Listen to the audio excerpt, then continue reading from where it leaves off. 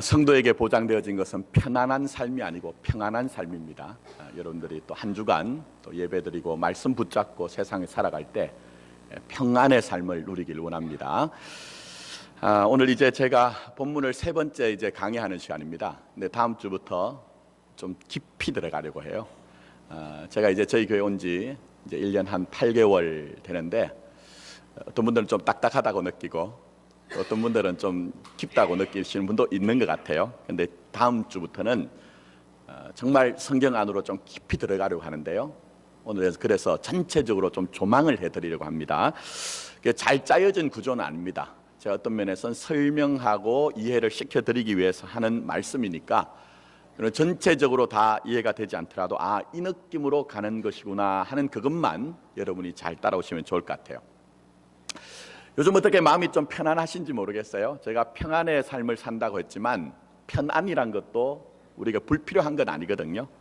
근데 참 요즘이 혼란스럽다 이런 느낌이 듭니다.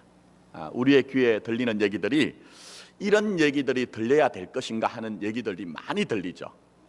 그 가운데 하나가 교육부의 정책기획관이라고 하는 나모 씨라는 분이 이제 설화를 겪었습니다.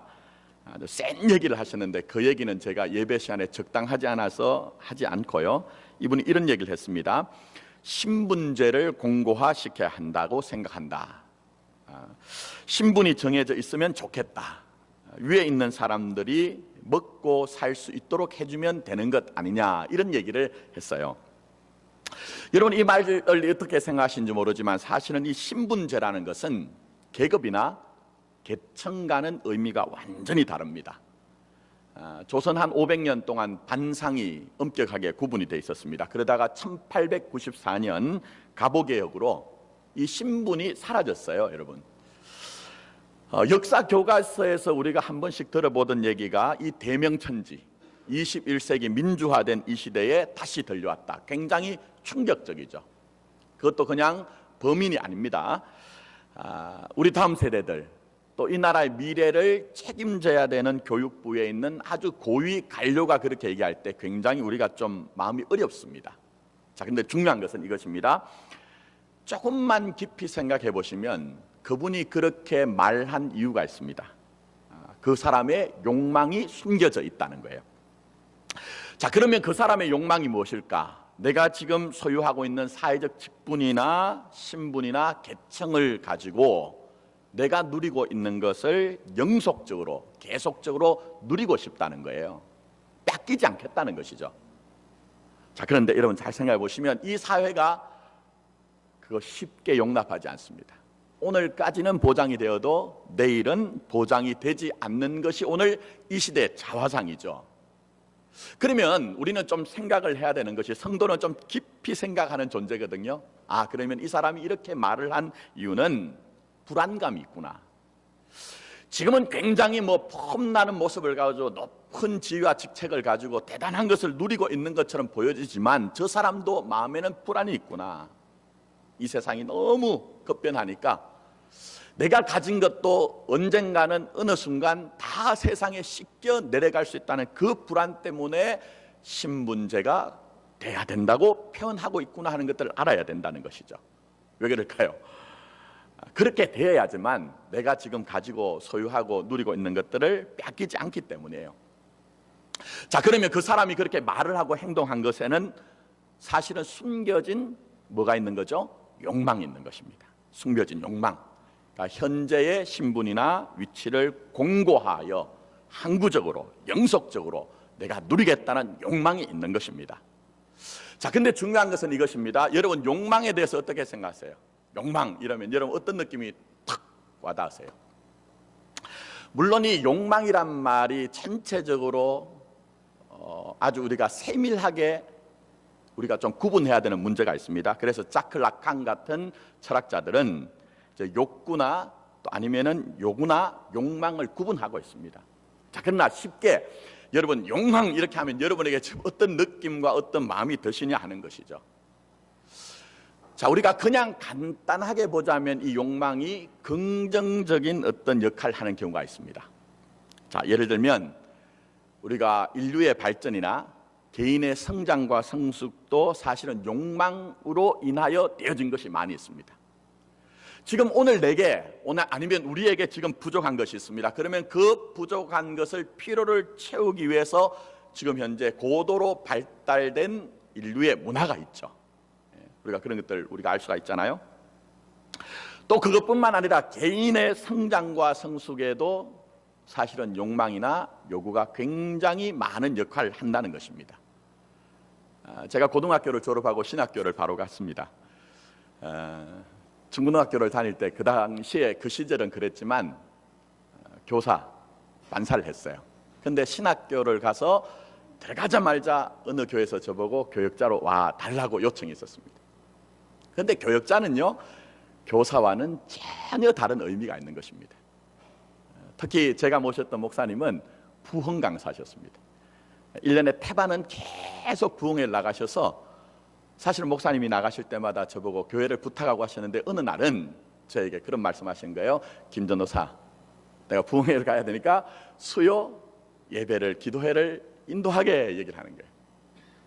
근데 그때부터 심장이 쿵쾅쿵쾅 뛰는 거예요. 제 나름대로는 기도도 열심히 하고 말씀을 묵상을 철저히 해가지고 정말 그날 저녁에 오시는 분들에게 큰 은혜를 주겠다는 어떤 결심과 또 준비를 가지고 강대상에 올라갔는데 원고가 안 보이는 거예요. 아무것도 안 보이는 거예요. 그때부터 제가 무슨 말을 했는지, 어떤 내용으로 설교를 했는지 모를 정도로 제가 아주 당황스럽게 그렇게 설교를 억지로 마치고 이렇게 내려왔던 기억이 아직도 있습니다. 그래서 저는 지금도 설교를 좀 잘하고 싶어요. 여러분들이 어떻게 느끼실지 모르지만 설교를 잘하고 싶다는 그 욕망들, 욕구들이 저한테 있기 때문에 일주일 내내 제 삶의 전부라고는 표현할 수 없지만 많은 부분에 설교를 준비합니다. 말씀을 묵상하고 기도하고 또 독서를 하고. 근데 그렇게 하는 이유가 뭘까요? 설교를 좀 제대로 하고 싶다는 그 마음이 있죠. 제대로 하고 싶다. 자, 그런 점에서 이 욕구나 욕망이 우리에게 긍정적인 기여를 하기도 합니다. 자, 그러나 반면 우리 주위에서 일어나는 일들 많이 보세요, 여러분. 제어되지 않은 그 욕망들, 그 탈주하고 있는 욕망들, 이게 얼마나 추악한 인간 군상들을 만들어내고 있느냐 하는 것이죠. 제가 말씀드리지 않아도 여러분 잘 아실 거예요. 그래서 좀 오래된 책입니다. 이 욕망적인 인간의 어떤 본질을 보여주는 소설이 있습니다. 19세기 소설이에요. 그 당시에는 굉장히 충격적인 그런 소설이었는데요. 이 플로베르라고 하는 사람이 보바르 부인이라는 그런 이제 소설을 만들었습니다. 줄거리는 아주 간단합니다. 엠마라고 하는 꿈 많은 소녀가 어느 날 결혼을 했습니다. 그런데 그 결혼했던 사람은 시골에 있는 의사 보발이라는 사람입니다. 이 사람은 전혀 세련되지도 않고 그야말로 취향조차도 전부 너무나 촌스러운 그런 시골 의사였습니다. 그러다 보니까 자기가 이 소녀 시절에 가지고 있던 꿈이 이루어지지 않았어요. 이 엠마는 늘 소녀 시절에 그 로맨스로 가득한 소설을 읽으면서 언젠가는 나도 그런 인생을 살 것이라는 기대가 있었습니다. 그런데 삶이 왜 이렇게 건태로운 것입니까? 그래서 결국 그 로맨스를 꿈꾸던 엠마는 결국 일탈을 하게 됩니다. 무도회를 갔다가 만났던 로돌프라고 하는 지주 귀족을 만나서 탈선을 하게 됩니다. 그리고 둘이 약조를 합니다. 우리가 도망을 가자. 이 낭만적인 사랑을 위해서, 인생을 위해서 도망을 가자. 그러나 소설은 늘 그렇듯이 이루어지지 않습니다. 로돌프가 배신을 합니다. 너무나 큰 충격 가운데 자살을 시도를 해요. 겨우겨우 이제 구출이 됩니다. 그럼 정신을 똑바로 차려야 되잖아요. 아, 이게 아니구나. 현실의 나로, 자기로 돌아와야 되잖아. 그런데 그렇게 하지 못하고 여전히 방탕한 생활을, 욕망을 따라갑니다. 결국 모든 것들을 다 잃습니다. 결국은 파산의 위기에 직면했을 때 어느 누구도 이 여인을 도와줄 사람이 없을 때 엠마는 다시 로돌프를 찾아갑니다. 업소를 합니다. 내가 지금 이만한 형편이니 내 형편을 도와줄 수 있는 것은 당신밖에 없습니다. 당신밖에 없으니 나를 좀 도와주십시오. 그러나 이 로돌프는 아주 차갑게, 냉혹하게 거절해버립니다. 그래서 결국 이 엠마는 음독 자살을 기도를 하고 죽음의 길로 간다는 아주 통속적인 얘기입니다. 자, 그런데 여기에 간단한 이 주제이지만 플로베르는 여기서 중요하게 얘기하고 싶은 게 있습니다. 이렇게 얘기합니다. 보바리 부인, 그건 바로 우리 자신입니다. 보바리 부인, 바로 당신이 우리 자신입니다라고 그런 얘기를 하고 있습니다. 이 엠마라고 표상이 되어진 모든 사람은 욕망적인 존재라는 거예요. 욕망적인 존재라는 거예요. 그런데 이 보바리 부인이라는 책에서 철학자인 꽃띠에라는 사람이 신조어를 만들어냈어요. 어떤 신조어냐? 보바리즘이라는 신조어를 만들어냈습니다. 이 보바리즘이란 말은 사실은 인간의 통제되지 않은, 제어되지 않은 욕망의 실체를 드러내고 있거든요. 그건 뭡니까? 이 엠마가 그가 소녀 시절에 읽었던 낭만적인 그 어떤 소설의 허구의 세계, 그건 나 자신이 아니거든요. 근데 그 허구의 세계를 현실로 간주한 나머지 내 삶조차도 소설처럼 만들려고 하다가 파멸이 되어진 어떤 욕망의 실체, 그걸 이제 얘기를 하는 것이죠. 자, 그러면 여러분, 제가 이미 단정을 하기를 욕망이, 욕구가 나쁜 것이 다 나쁜 것이 아니라고 했습니다. 그러나 통제되지 않은, 조절되지 않은 욕망의 문제가 뭘까요? 보바리즘. 잘 생각해 보시면 결국 현재의 자기를 잃어버리고 되고 싶은 나죠. 그 되고 싶은 나에 매몰되어서 자기를 잃어버리고 결국 자기로 살지 못하고 되고 싶은 나, 곧 흑우의 나로 인해서 인생을 허비하는 것입니다. 여러분, 말이 좀 복잡할 수 있는데 다시 한번 설명드립니다. 이 욕망으로 말미암아 현재의 자기를 잃어버리고 되고 싶은 나에 매몰이 되어서 결국은 자기로 살지 못하고 되고 싶은 나, 결국은 흑우의 나로 인해서 이 인생을 허비하게 된다는 거예요. 근데 문제는 아담 이래로 모든 사람들이 여기에서 다 자유로울 수가 없다는 거예요, 여러분. 여러분, 아담을 한번 보세요. 아담의 문제가 뭡니까, 여러분? 아담은 하나님 가치라고 했잖아요. 그 하나님 가치, 결국 되고 싶은 나에 대한 욕망 때문에 피조된 원래의 자기의 자리를 망각하잖아요. 그리고 더 나아가서는 자기 자신이 선악 판단의 주체가 되고자 하는 그 욕망 때문에 금지한 선악을 알게 하는 열매를 먹게 되잖아요. 그런데 여러분, 이 성경의 사실은 과거에 까마득한 옛날에 아담에게만 있는 일이 아니라는 거예요. 오늘 이 시대에 우리가 살아가고 있는데 우리 자신도 어느 정도 전부 다 정도의 차이가 있을 뿐이지 현재 나보다는 되고 싶은 나가 되고 싶은 욕망 가운데 우리가 살아가고 있다는 겁니다. 근데 잘 생각해 보시면 이렇게 되고 싶은 나로 살아가면요, 문제가 생깁니다. 그 문제가 뭘까요, 여러분? 현재 나에 대해서 불만족합니다. 현재 나에 대해서 불만족해요. 그러면서 되고 싶은 나에 대한 어떤 의식들이나 느낌들이 끊임없이 그렇게 되어지지 못한 나에 대해서 어떻게 나를 대할까요, 여러분? 남들에게 말하지 못하지만 비난하고 정죄하고 판단하게 되는 것이 우리의 오늘의 삶의 모습이라는 것이죠. 여러분, 제가 좀 딱딱하게 복잡하게 설명해서 피부로 안 하다니까 제가 제 얘기를 하겠습니다. 저는 좋은 목사가 되기를 원합니다. 정말 좋은 목사, 이 시대에. 뭐 이렇게 말씀드리면 요즘 나쁜 목사들이냐, 참 그런 목사들도 많습니다. 정말 저는 제 마음에 좋은 목사가 되고 싶은 그런 마음이 꿀뚝 같아요. 꿀뚝 같아요.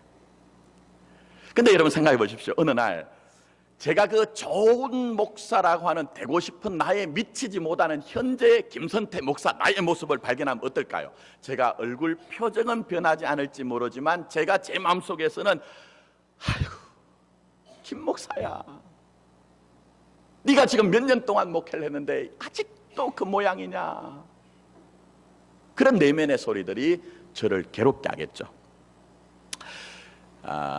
그래서 제가 사실은 주일 저녁 사역이 끝나면요, 사택에 들어가면 저희 아내가 어느 순간부터 설교에 대한 얘기는 전혀 하지 않습니다. 신혼 초부터 해서 제가 부교역자, 또 앞에 있던 교회에서 한 10년 가까이 목회할 때 초기에는 저희 아내가 주일날 사역이 끝나면 저한테 와서 설교에 대해서 사역에 대해서 얘기를 해요. 근데 어느 날 제가 딱 저희 안에 손을 붙잡고 얘기했습니다. 여보, 당신이 얘기하지 않아도 나도 다 안다. 나 다 알고 있다. 많이 묻다 아이가. 그만 좀 해라. 그 다음부터는 아무 얘기하지 않습니다. 여러분 잘 보세요. 누가 나를 괴롭히는 겁니까? 지금 누가 나를 괴롭히고 있는 거예요, 여러분? 우리 자신을 가장 힘들게 하고 가장 괴롭게 하는 것은 바로 우리 자신이에요. 현재 나가 아니라 되고 싶은 나라는 그 어떤 주체가 여전히 되고 싶은 나로 살지 못하는 내 모습을 모자라게 생각하고 그 모자란 부분을 계속적으로 정죄하고 비판하고 비난하는 자로 내가 지금 살아가고 있더라는 거예요, 여러분. 그게 바로 우리의 영적 현실, 삶의 현실, 여러분의 마음의 내용이 될 수가 있다는 것이죠. 나 중요한 것은 오늘 본문의 말씀 세 번째 말씀을 묵상하고 강의합니다만, 신앙은 그런 것이 아닙니다, 여러분. 신앙은 그런 것이 아니에요. 신앙은 되고 싶은 나, 되고 싶은 자기가 아닌 원래 자기 참나로 살도록 하는 것이 신앙이란 것입니다, 여러분. 그래서 보시면 오늘 우리 주님께서는 교회와 성도들에게 이렇게 살도록 레슨을 하고 계시는 거예요, 여러분의 삶 가운데. 그게 바로 오늘 본문의 말씀이죠. 자, 그러면 오늘 말씀의 결론입니다. 주님은 교회와 성도들이 내가 원하는 나로 사는 것을 이루어주시는 분이 아닙니다. 내가 원하는 나를 어떤 그런 것들을 상을 그려놓고 여러분이 그것을 쫓아가는데 우리 주님이 박수치며 격려하며 인자하면서 그렇게 한번 살아보라고 여러분은 그냥 방치하시는 우리 주님이 아니라니까요, 여러분. 우리 주님은 여러분의 인생에 관입하시고 가입하셔서 되고 싶은 나로 살게 하시는 분이 아니라 원래 나, 참 나로 살도록 만들어내시는 것이 우리 주님이신 것입니다. 그래서 보시면 제가 다음 주부터 좀 깊이 들어가서 강의를 해드리겠습니다만, 이렇게 원래 나, 참나로 살도록 하기 위해서 주님이 여러분의 인생에 동원시키는 것이 있습니다. 가동시키는 것이 있습니다. 그 가운데 하나가 뭘까요? 바로 바다입니다. 바다.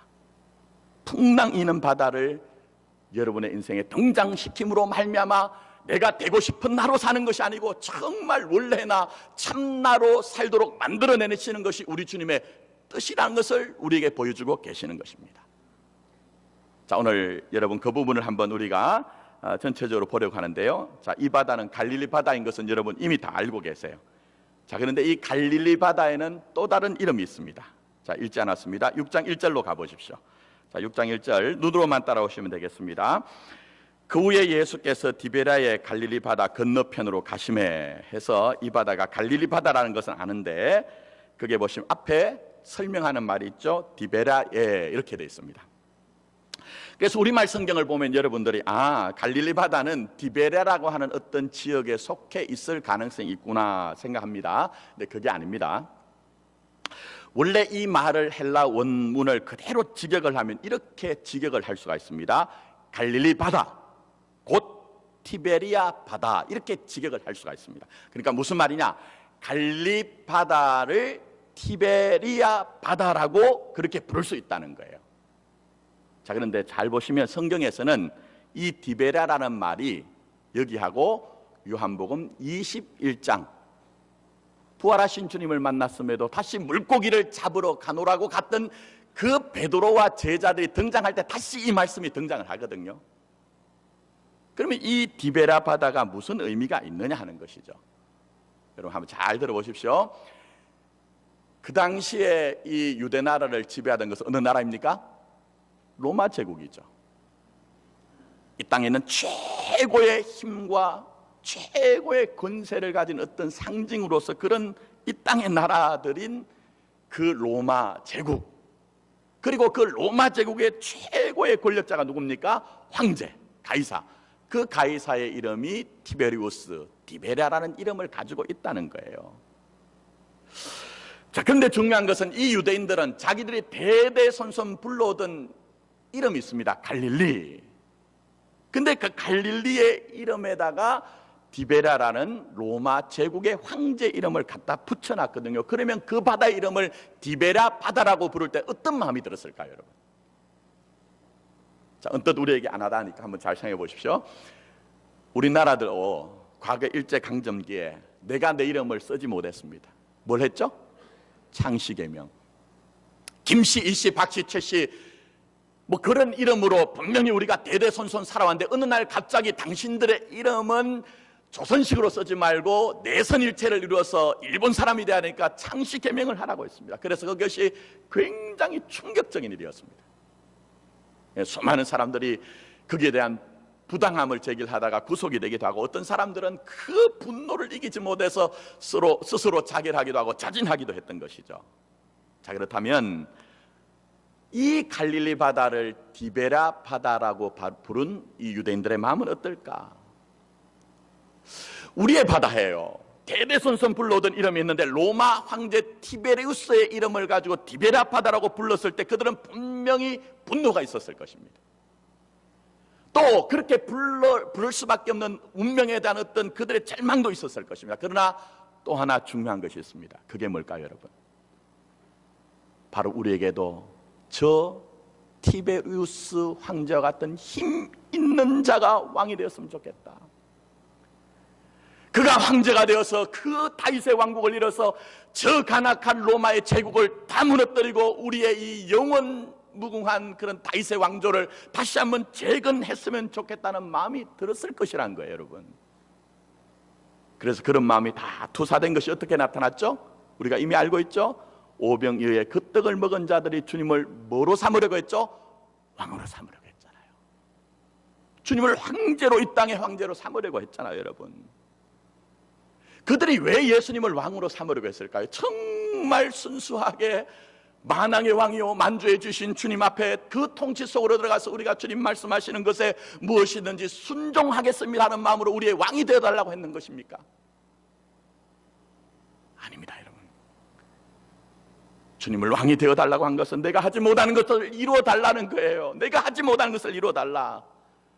나에게 결핍된 것, 부족한 것이 있는데 나 스스로는 도무지 이루지 못하니까 당신을 통해서라도 이루어내겠다는 그 열심과 집념과 결기가 전부 다 종합이 되어서 우리의 왕이 되어달라는 거예요, 여러분. 근데 여러분, 이런 일들은 예수님 당시에만 있을까요? 절대 아닙니다. 절대 아닙니다, 여러분. 오늘도 여러분과 저와 우리 사이에 일어나고 있는 영적 현실이란 거예요, 여러분. 제가 이제 1년 8개월 좀 됐습니다만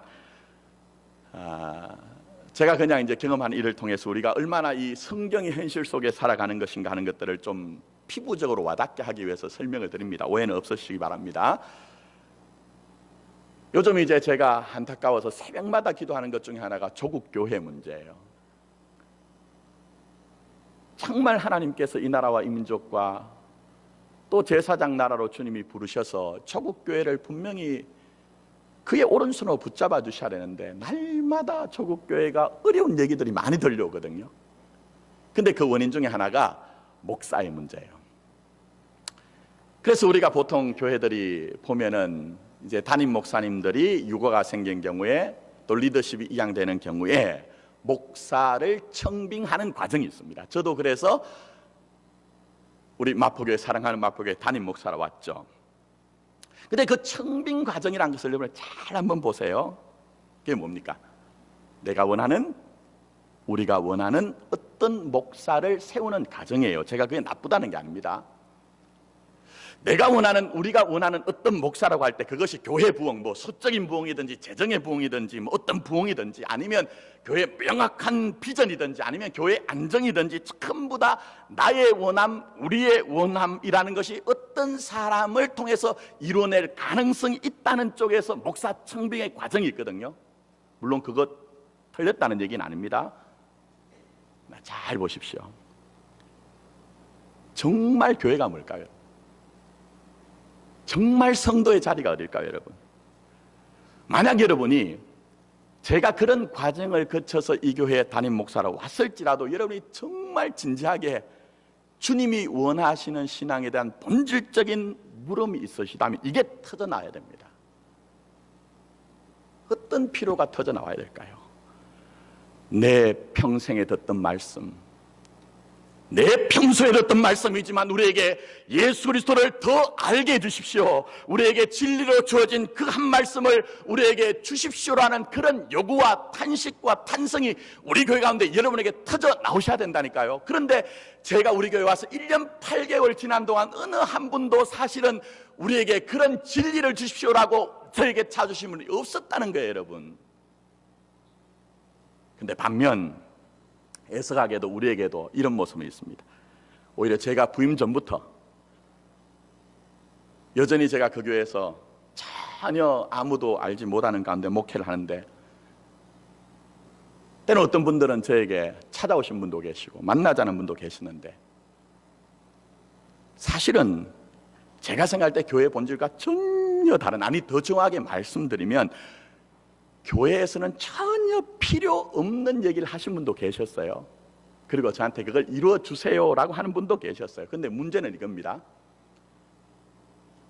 그럼 목사라는 존재는 말하기 싫어도 말해야 되는 것은 말해야 됩니다. 그게 바로 목사라는 존재예요. 또 하나는 듣지 않아도 되는 얘기를 들어줘야 되는 존재가 뭘까요? 목사예요. 근데 결정적으로 목사가 해야 하는 얘기를 해야 하는 순간이 있거든요. 그럴 때는 그게 어떻게 다가올까요? 듣기 싫은 소리로 들려오는 거예요. 우리가 들어야 하는 얘기를, 원하는 것들을 이루어주는 존재가 아닌 자로 낙인이 찍히는 거예요. 그러면 어떤 일이 벌어질까요, 여러분? 이 시대 교회들, 우리들 현실 속에 지금 일어나고 있는 일들이 사실은 2000여 년 전에 그 바다에서 있었던 일들과 똑같은 일들이 우리에게 일어나고 있는 거예요, 여러분.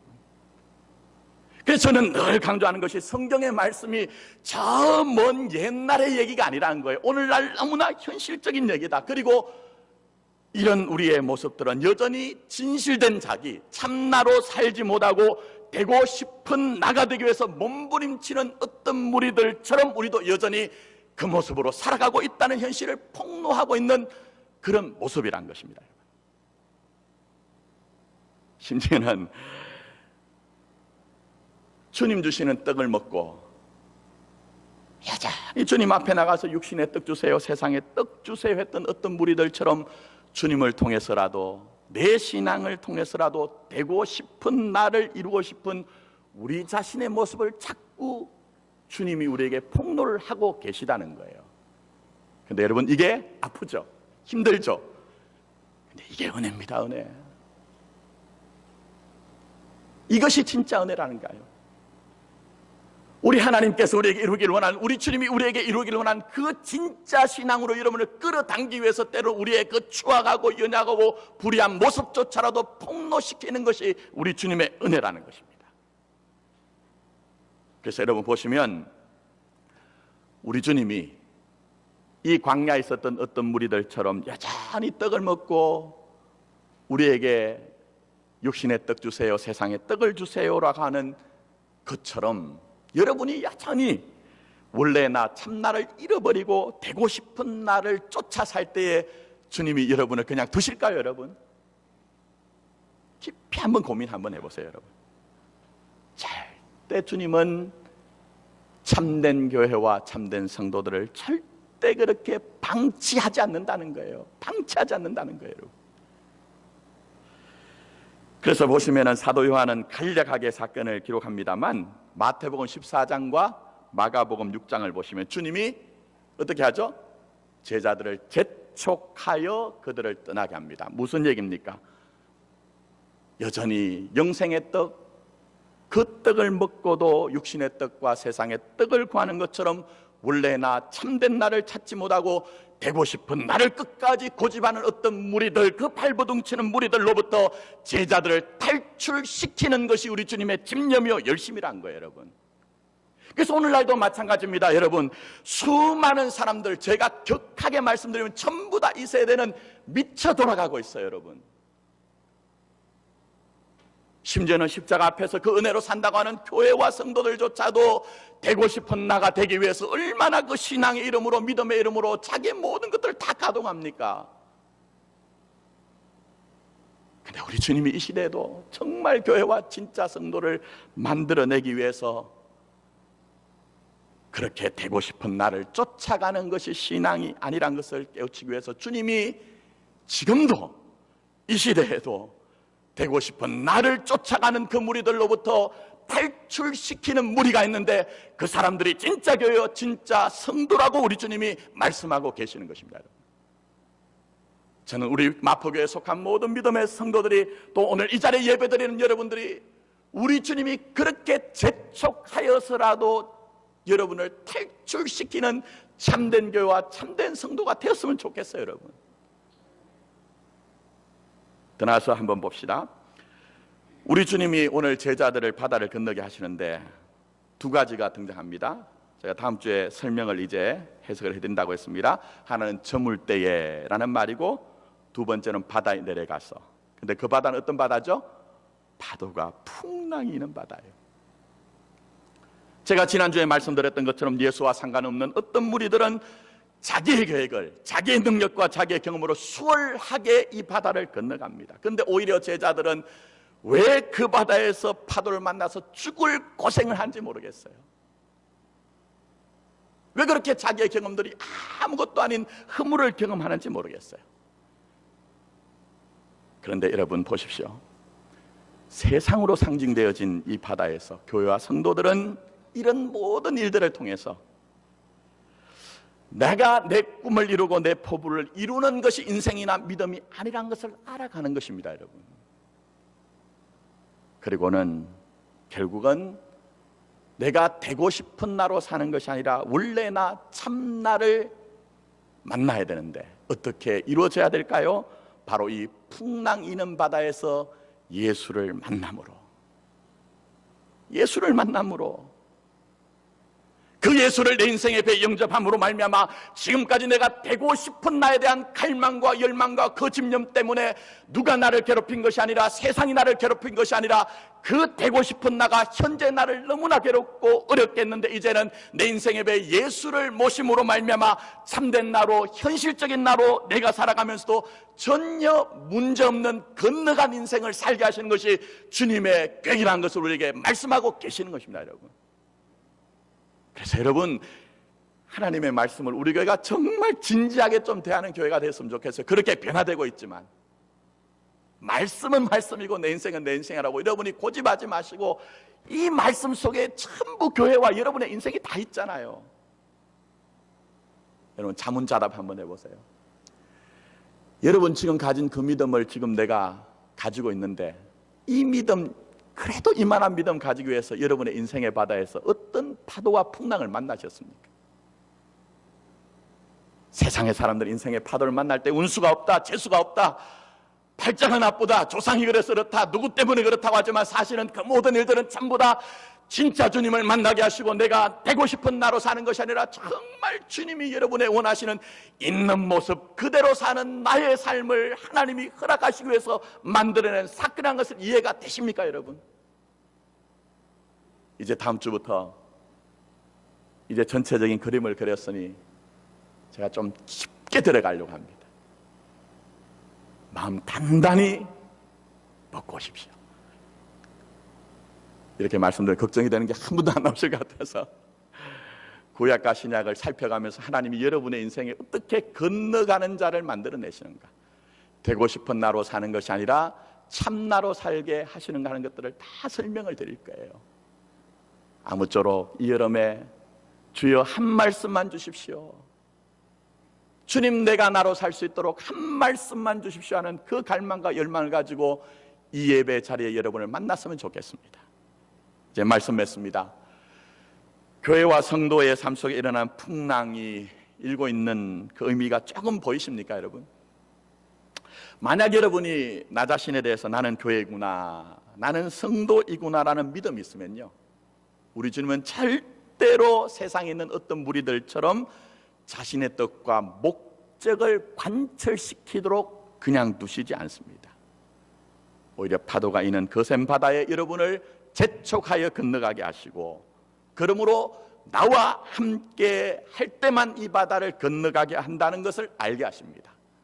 그리고 되고 싶은 나가 아니라 원래 나, 참나로 씩씩하게 살아가도록 여전히 재촉하시는 주님의 뜻을 알아서 오늘 본문의 결론처럼 가고자 하는 곳에 이르는 교회와 가고자 하는 곳에 이르는 여러분의 삶이 되기를 예수님의 이름으로 축복합니다. 아멘. 기도드리도록 하겠습니다.